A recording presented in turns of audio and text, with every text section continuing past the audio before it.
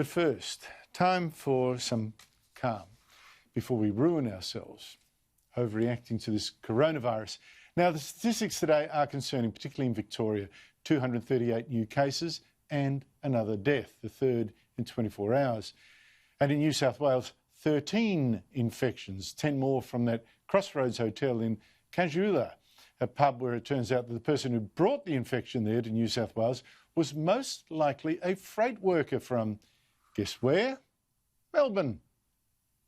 A man from Melbourne came into a workplace in Sydney, and then there was some transmission within that workplace, and then they all went to a party that night of the 3rd of July at the Crossroads Hotel. So this is where it all began. Now, I won't go through again all the idiocy in Melbourne, the astonishing bungling of the Victorian government of its quarantine hotels where most of the new infections started. The question now, I guess, is how to react. And first of all, I've got to say, let's not panic. It's true that the numbers in Victoria are bad, around 200 or so new infections a day for a week. But as you can see, we aren't getting that exponential growth that could eventually overwhelm our health services. And that used to be the big fear.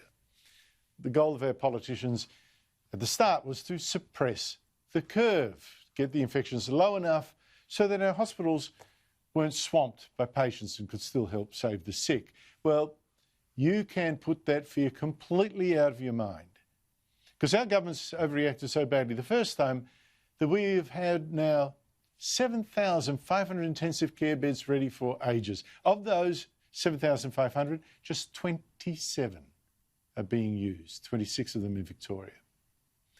Second, even now that 110 Australians have tragically died of this virus, usually in a flu season, 10 times more people die, even 20 times. And look at the deaths. The last 3 in Victoria over the past couple of days are very typical. One woman in her 90s, 2 people in their 80s. Now, I'm not saying for a second that the deaths of people that old do not count or don't come as a terrible tragedy to their family.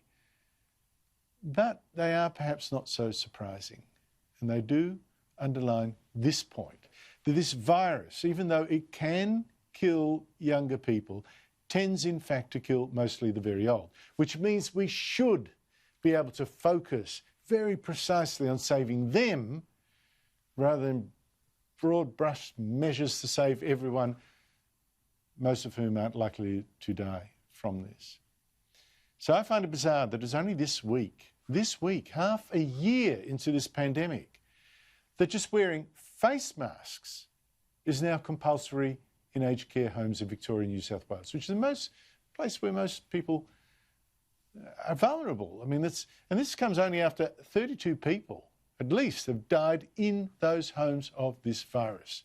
So face masks to be compulsory only now is utterly ridiculous. And we weren't serious enough either with keeping people in quarantine, making absolutely sure that they are there. And that's, of course, why the virus got out in Melbourne again. But here too, it does seem, don't panic, we are finally learning. Those quarantine hotels in Melbourne now coming under police and army control. And in the ACT, just for instance, police checks on people in quarantine are pretty serious now. Door-to-door stuff. Hello, is that Jane? Hi Jane, it's Constable Mar from ACT Policing. How are you? Good, thanks. I'm from the Territory Targeting Team.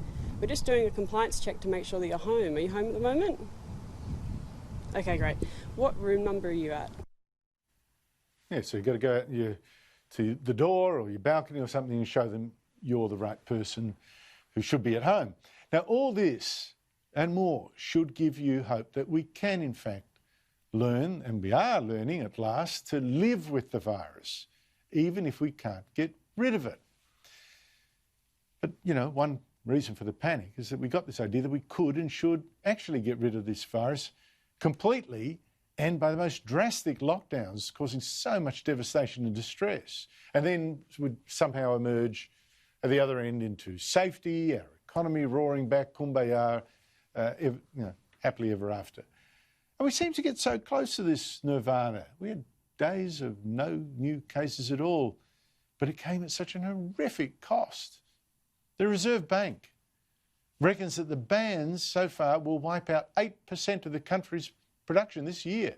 Unemployment's almost triple. You want to keep going with these things? Yet look where we are. Melbourne in another lockdown.